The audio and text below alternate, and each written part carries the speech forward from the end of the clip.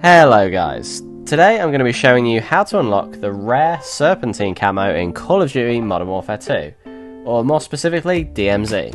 Now this is the rarest camo in the game, and I'd say about 99% of people won't unlock this, but this is how you actually do it.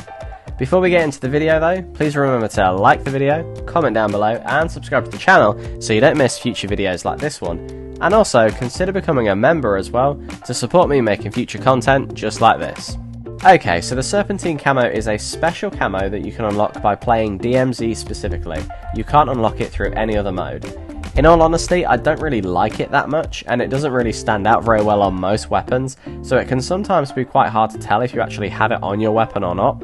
But to unlock it, you need to go to the brand new portable buy station that is located in the new underground bunker tunnels in Zyra Observatory.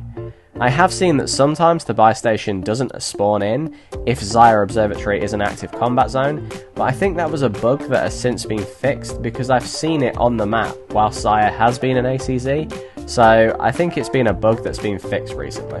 Anyway, the full process is going to take you across all maps except Building 21, and it takes a minimum of about 3 hours to do this if you can do it without any issues, but I wouldn't expect to do it quickly.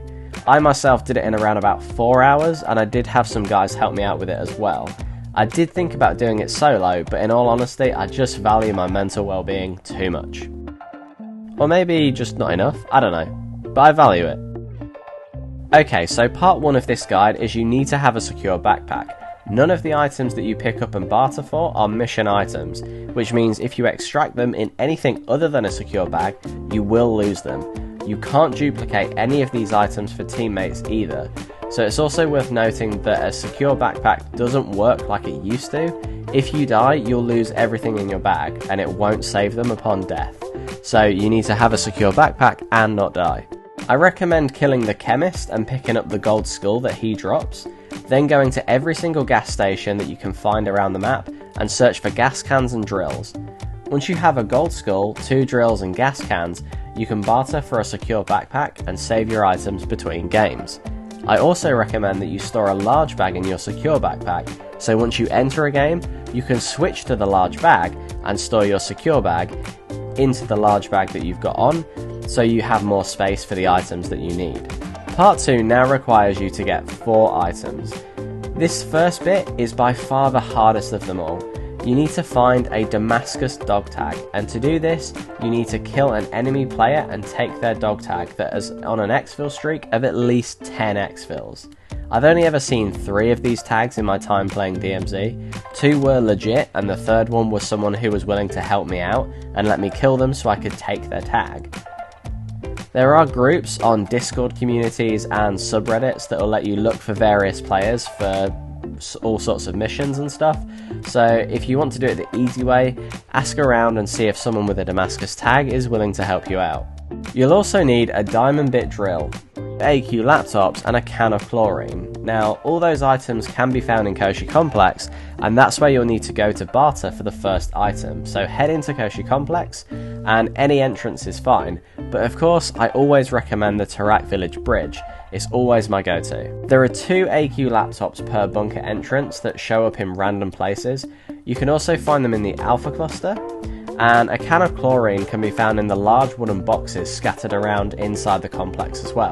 They're most commonly found in the DRD bunker through the Oasis entrance, but you can find them in various other places too. Lastly, the diamond bit drill requires you to go into the locked room inside the Alpha Cluster to get the special drill. You'll need a car battery and jumper cables to power up the doors to open them to get into the Alpha Cluster, and you'll also need an R4D detector that is found in the small huts in the chemical plant. That's the central part of the Koshi Complex. So head into the Koshi Complex and find 3 AQ laptops, then find a can of chlorine, and then head into the middle of the chemical plant and pick up an R4D detector. Then head south towards the Alpha Cluster, use your car battery and jumper cables to power the doors and then head through them.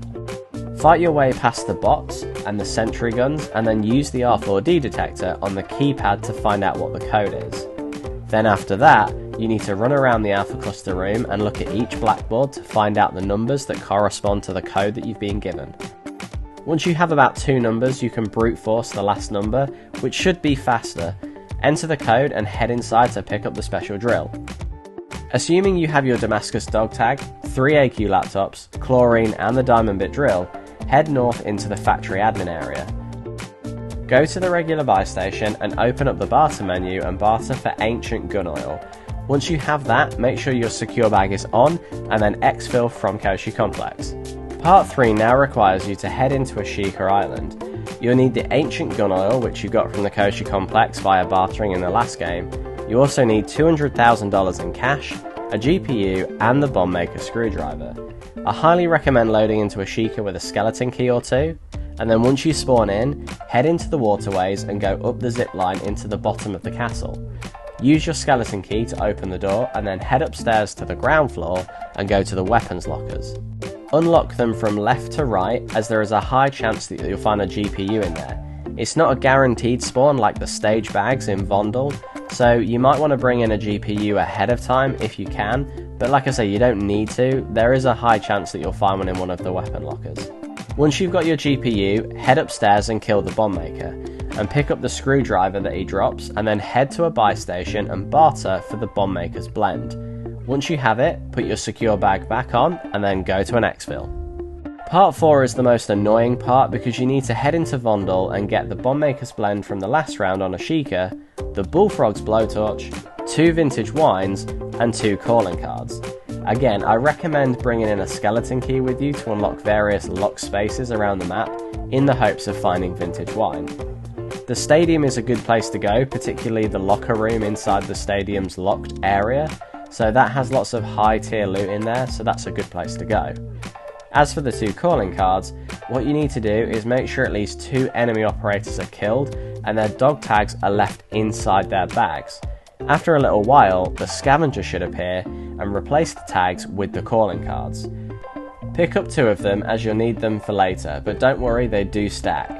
Once the bullfrog enters the map, kill him and pick up the bullfrog's blowtorch. Once you have 2 vintage wines, 2 calling cards, the bullfrog's blowtorch, and the bomb maker's blend, head to a buy station and barter for premium liquor.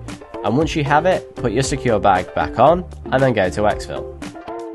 Part 5 now needs you to go back inside to Koshi Complex, and this time you'll need to open up the secure buy station.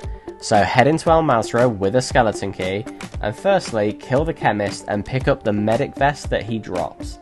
Then head over to the sniper hideout in Akdar village and pick up the comms vest and stealth vest that are inside.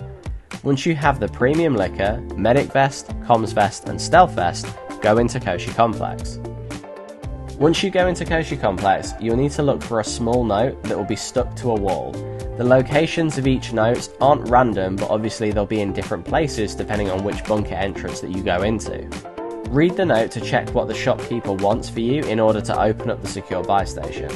Be prepared that you may be asked for server tape, which means you'll have to go into the alpha cluster. If you do get this, I recommend that you go to exfil and then go back into Koshi Complex again, because it can be a pain to get the server tape.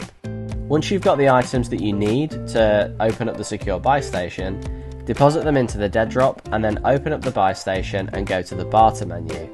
And then you'll need to barter for some black cell hand cream. Once you have the black cell hand cream, put your secure bag back on and then head to exfil.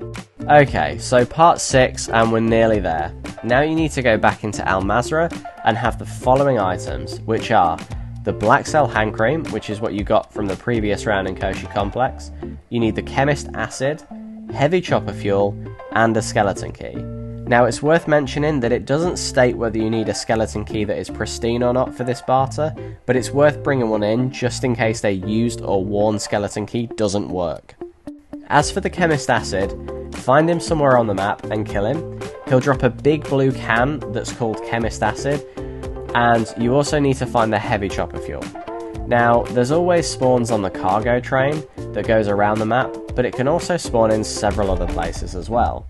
It can spawn in the hangar at airport, it can spawn inside the warehouse at port, it can also spawn inside one of the trucks docked in the loading bay in Rohan Oil.